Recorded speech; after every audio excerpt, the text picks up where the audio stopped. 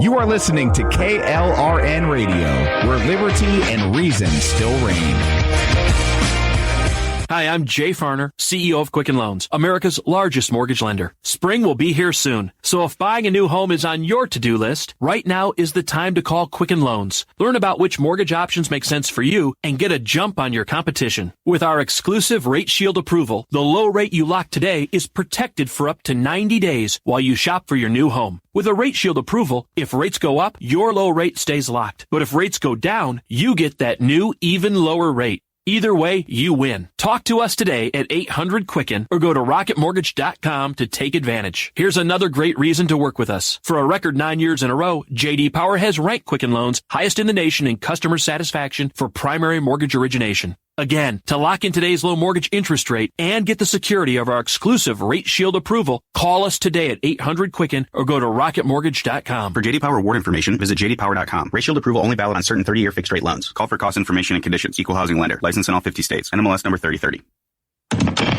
Hi, welcome to this Subway ad for the new Sesame Ginger Glazed Chicken Signature Wrap. How would you like it? I'll take a... Sports announcer at home? Yeah, how'd you... We just know. My wife picks up the new Signature Wrap. It's got double the rotisserie-style chicken mixed with a sesame ginger glaze. She appears annoyed at me, but she shrugs it off. Those sweet and savory flavors are calling her name. She lifts the wrap and she takes the bite! Incredible! And now she's closing the door on my... Subway, make it what you want. Limited time only at participating restaurants. Double meat based on average 6-inch sub. I'm little teapot, short and stout.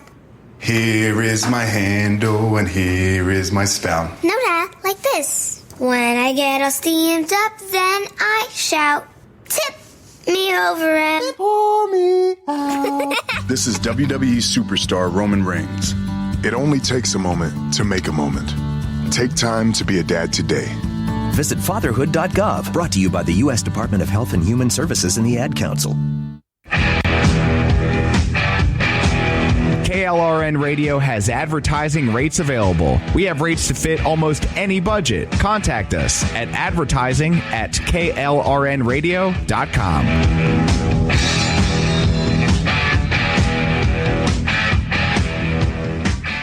It's the refreshingly non-political podcast about everything else.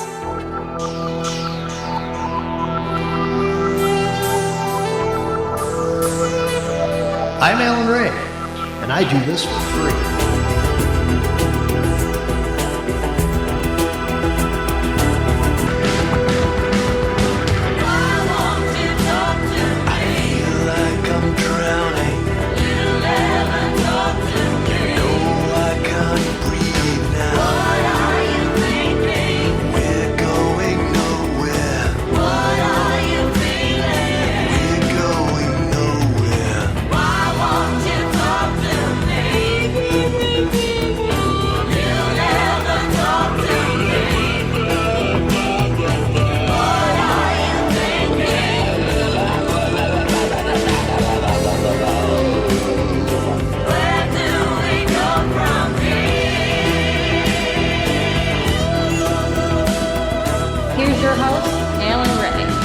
Does this for free.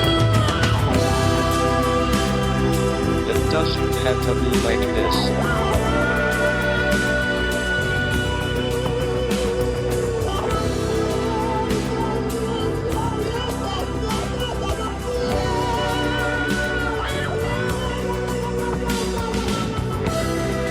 All we need to do is make sure we keep talking.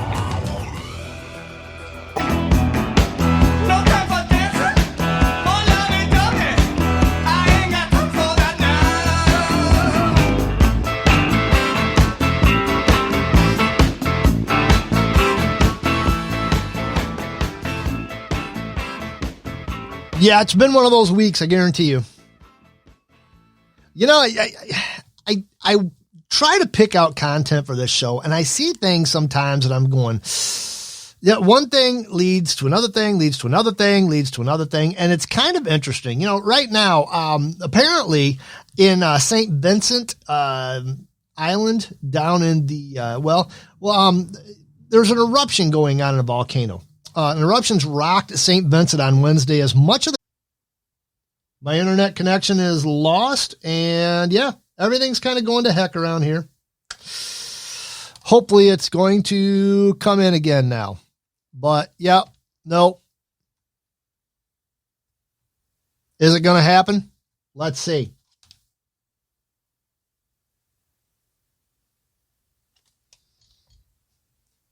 Might have some internet problems here. We don't know what's going on with Saint Vincent.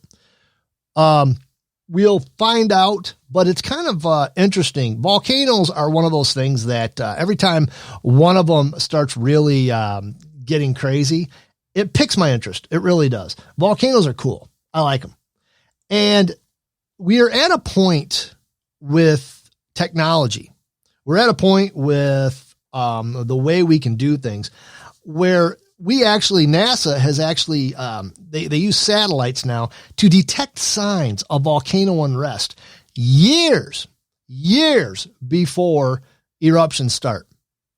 The new methodology is based on a subtle but significant increase in like heat emissions over large areas of a volcano in the years leading up to its eruptions, said the author Tarsilo Girona, formerly of JPL and now with University of Alaska Fairbanks.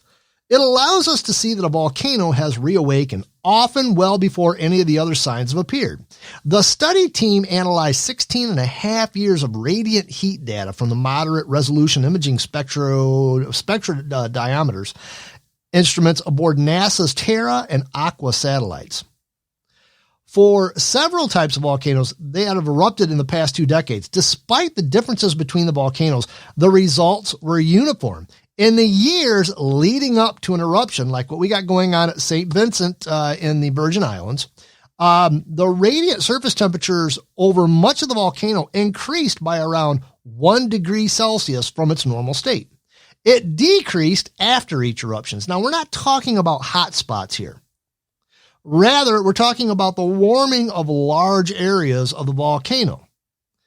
This is the co-author Paul Lundgren of JPL says, so it's likely related to a fundamental process happening at depth. In particular, the scientists believe that the heat increase may result from the interaction between magma reservoirs and hydrothermal systems.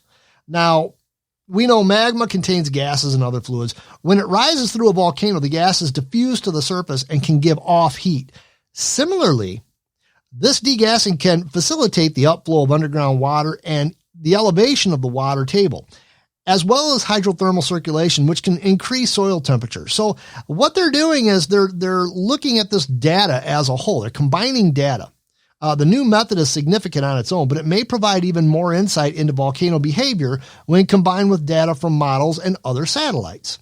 In a study published in Scientific Reports last summer, Lundgren used interferometric synthetic aperture radar, what they call INSAR, to analyze long-term deformations in Argentina's Domeyuo volcano. At the time, scientists weren't certain whether Domeyuo was a dormant or extinct volcano or whether it was just a mountain. Lundgren's research cleared that up quickly. He unexpectedly detected a period of inflation, which is when part of a volcano expands as a new mass of magma moves upwards and pushes the rock out of the way. It turns out Domeyuo, or however you say that, is very much a volcano, and it's an active one. So next, Lundgren compared this deformation time series to a thermal time series that Girona created for the same Domeyuo volcano, however you say that. And Lundgren's goal was to determine whether the two processes, an increase in both radiant surface temperature over large areas of the volcano and deformation, were connected. And they found that the thermal time series very much mimicked the deformation time series, but with some time separation, even though it remains unclear which process is likely to happen first in their eyes. By showing the correlation, they connected the processes through a physics-based interpretations. So basically, by combining the data sets, they got clues about what was happening deeper under the earth and under the volcano. So using this data, they're going to test thermal time series methods on more volcanoes and continue to fine-tune its precision. So what's going on there in St. Vincent right now in the Caribbean islands is actually something that they've probably been studying. They're probably going to study and use the same method when it starts cooling down. So it's kind of neat that they're studying this stuff. And going forward, they're going to be able to predict these big volcanoes going off. And to me, it's kind of funny. I'm reading all of this stuff, and when a volcano goes off, especially when there's a bad eruption, it spews just tons and tons and tons and tons of volcanic ash into the atmosphere. And this, there was a big one when my son was first born. My oldest son was first born. I think that was the one out in Washington. Mount St. Helens. And we had such, for like 2 years after that, we had horrible cold weather. In fact, I remember the spring or the summer that he was born. He was born at the end of May. We basically had to have jackets on almost all summer long. It never did really warm up. It was kind of crazy. So back away from the earth. But a pair of new academic reports, probably made by people who are actually smart, suggest that it might make sense to hold off on any geoengineering experiments until we actually know what impacts they'll have on the Earth. Sure, models suggest that injected reflective particles into the atmosphere would help cool the planet, but scientists still seem to have a weak understanding of what ecological impacts the experiments might have.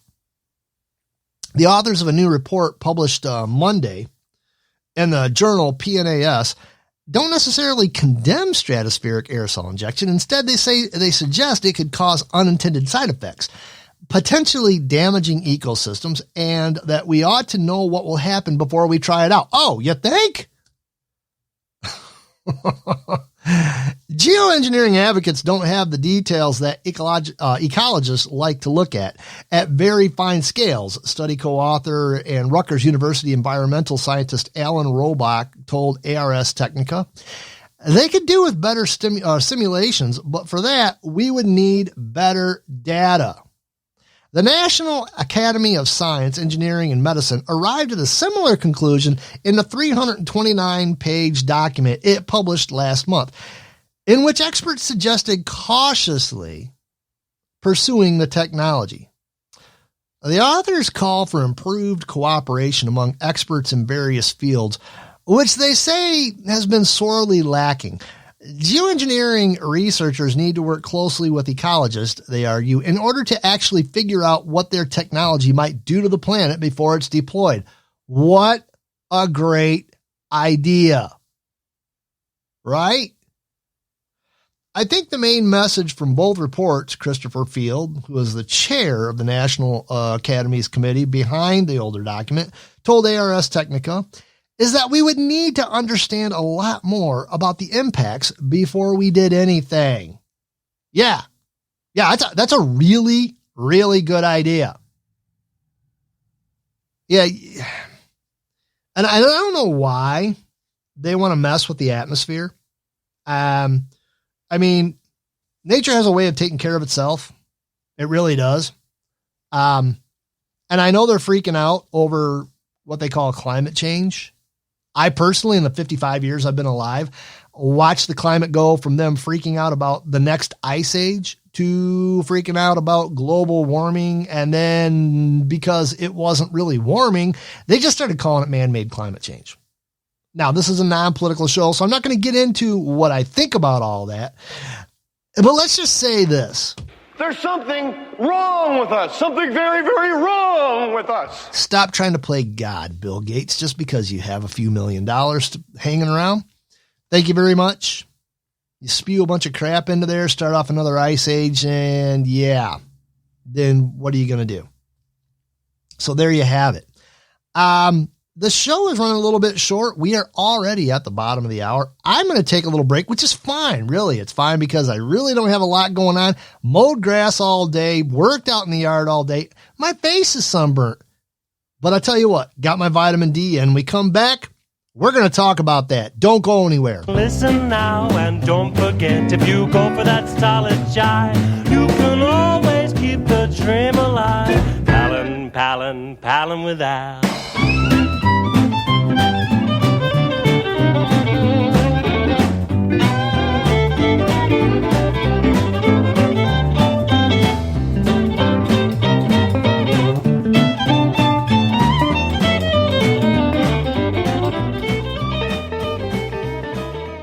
My son was in the Army back during Desert Storm, but even then he wanted an MBA. He looked at a dozen schools, but only one offered the online education and flexibility he needed while he was in a tent in Iraq. Grantham University. Turns out that Grantham's been delivering affordable, relevant college and advanced degrees for over 65 years. Heck, if they can deliver a quality education to a soldier in a tent overseas, think about the flexibility Grantham can offer you so you can earn your degree too. It doesn't matter how complicated or full your life is. If getting a degree is on your bucket list, you'll want to do what my son did. You'll want to call Grantham. Find out how easy it is to get started on your education so you can check that college degree off your bucket list. Call Grantham right now. 800-910-1370. That's 800-910-1370.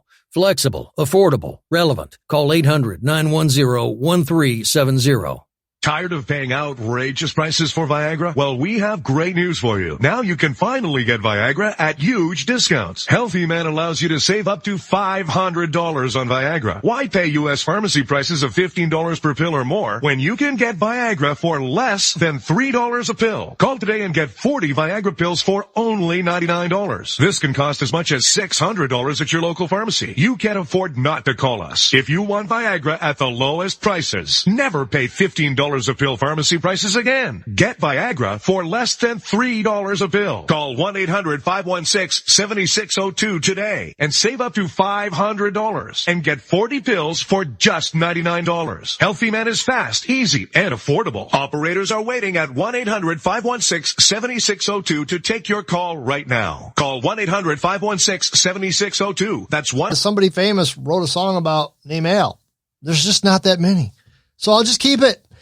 It is a refreshingly non-political podcast about everything else. I am live tonight. Why? Because I blew off work. Why? Because, well, I just have a whole lot to do, and I had my new toy coming in, and I really didn't want, an expensive toy like that sitting out on the porch for everybody to gawk at while I'm at work. And amongst other things, I've got vacation to burn. They're starting to harass me saying, hey, you got to take vacation or you're going to lose it. All right, twist my arm. Take a day off? Sure. So I did. So I'm doing this live. Aren't you blessed? You get to hear me live tonight and Sunday night, Lord willing, if I don't crash and burn between now and then. So let's really talk some nerd stuff. You probably some cool things with it. All ham radio stuff. Oh, and by the way, I also am now officially going for the next level of the ham radio, the general licensing. The general licensing basically gives you a whole lot more frequencies open to do your ham radio stuff. And what we're going to talk about right now ties into that directly. Solar Cycle 25 really basically technically started in 2019. Now, if you don't know what a solar cycle is, every 11 years, the sun begins pretty much a new solar cycle.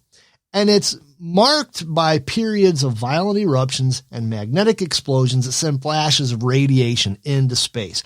The new solar cycle began in December of 2019, to be exact. And on Tuesday, NASA and the National Oceanic and Atmospheric Administration, which is NOAA, which if you don't have a NOAA weather radio, why not? I preach to you people all the time. Announced it will be similar to the last cycle. Now, the last cycle was kind of weak, and they're going off of models, and they're looking at some things, and this one may be kind of weak too. Truth be told, they don't really know. Considered relatively calm, that cycle included the weakest solar maximum since 1928. Now, that was the last one we had. Calm or not, the new solar cycle will still impact life on Earth as well as future space voyages. And that's what I want to talk about, probably for the rest of the show. Now people, there were no sunspots on the sun. And hopefully I'm not fading in and out again. I'm looking at my phone. My phone's being kind of wanky, and it just told me that, oh, hey, you lost internet connection again. So hopefully I'm not lost again. But anyways, well, this caused some speculations and a bit of panic during that solar minimum, because it was just really, there was 281 days where there were no sunspots at all. And it caused some speculation that the sun would undergo another Maunder minimum, a period between 1645 and 1715, where reduced activity was paired with severe drop in temperatures in the northern hemisphere. Now, we know weather here on Earth. Not really as much as you think it would, but it does. Now, if you combine that with something, and quite honestly, this is kind of disturbing too. I'm watching this volcano erupt in St. Vincent. And I'm watching now I think they said that this solar maximum will not peak until 2035. But from now until 2035, we're going to see just how big the solar maximum gets. But between the volcano eruption, if we have another big eruption, if we spew a bunch more stuff into the atmosphere, combined with the solar flares, we could end up having some weather like we did when I was a kid back in the 70s, where it seemed like every other week we were taking cover from a tornado. We had huge blizzards, all of the fun stuff that come with that. But the sun is an active star. And you have to realize that periodically subjected to events like coronal mass ejections, high-speed solar winds, and solar flares, during a solar maximum, that stuff increases. That stuff kind of goes nuts. And these ejections can cause magnetic storms in the Earth's upper atmosphere, which can affect power grids, satellites, and orbiting spacecraft and astronauts. Now, what does this have to do with us here on this planet? Well, I know I'm cutting in and out again because I'm watching my phone kind of freak out. So hopefully I'm back with you guys again. But space travel is one thing. There's also stuff like satellite communications, cell phone signal, things like that. Really hard mass coronal ejections can screw up cell phone signals, things like that. Shoot, it might be screwing up my satellite or my internet right now. I don't know. We'll see. But anyways, we know that.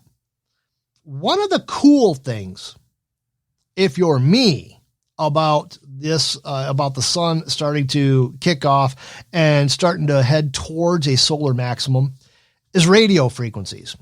Now, solar maximums are great, absolutely outstanding for ham radio, for shortwave radio, for long radio waves. And let me explain something to you just a bit. At the risk of getting too nerdy, do a little experiment, okay? And basically these coronal, these cycles, these maximums, they affect the ionosphere more than anything. To prove this point, if you want to know how the ionosphere works, do this. If you're far away from Nashville, there are certain radio stations that are pretty powerful, but this one always occurs to me.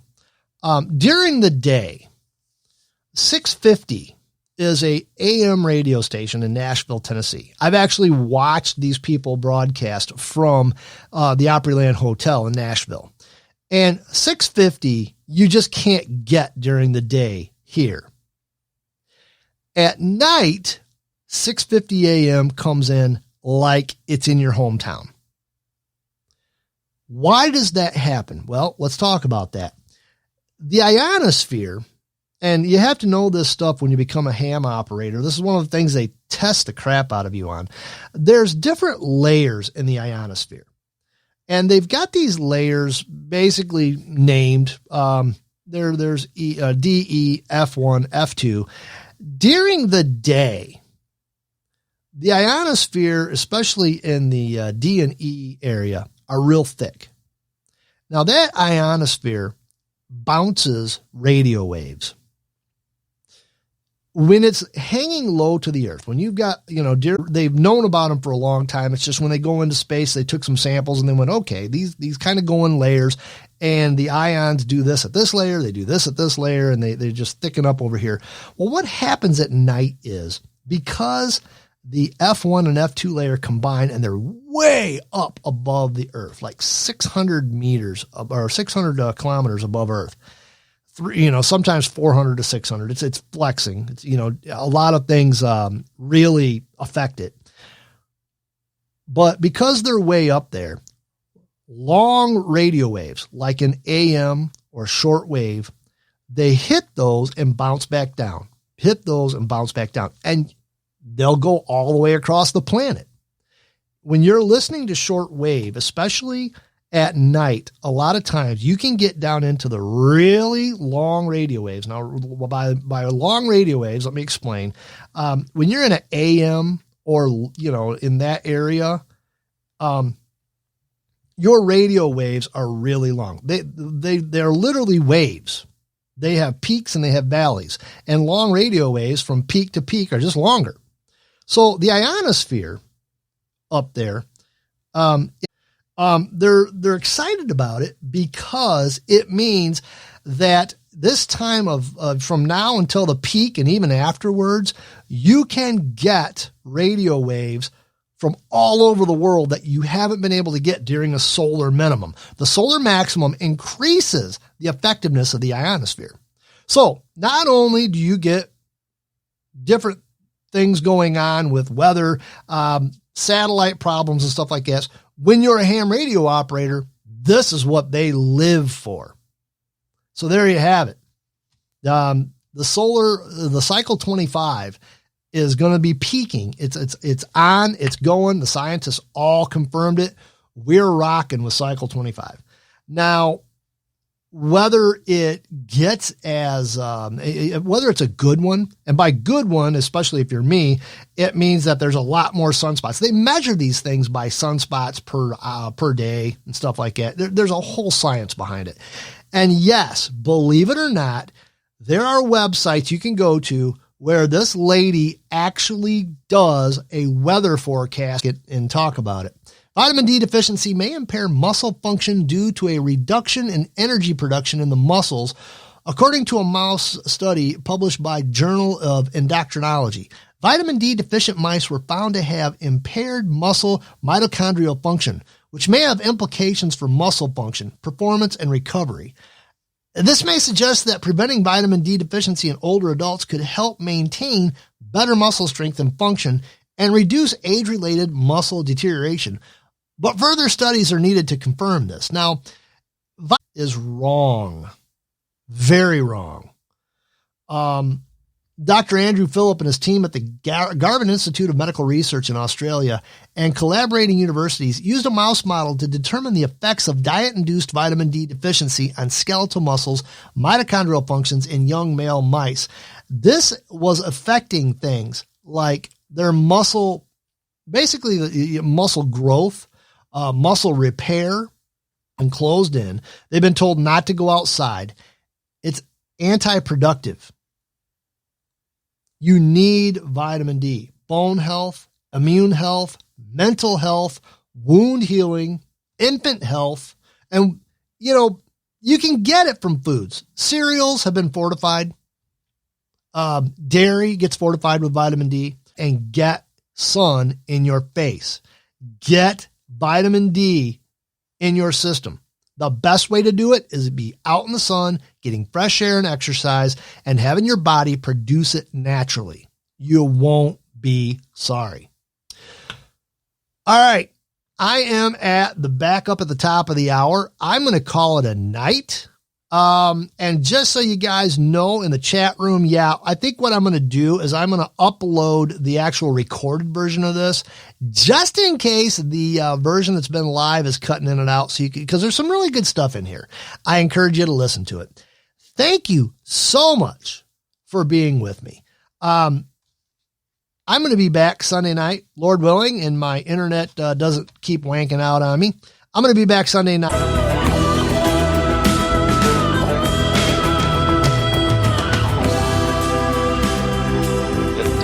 have to be like this.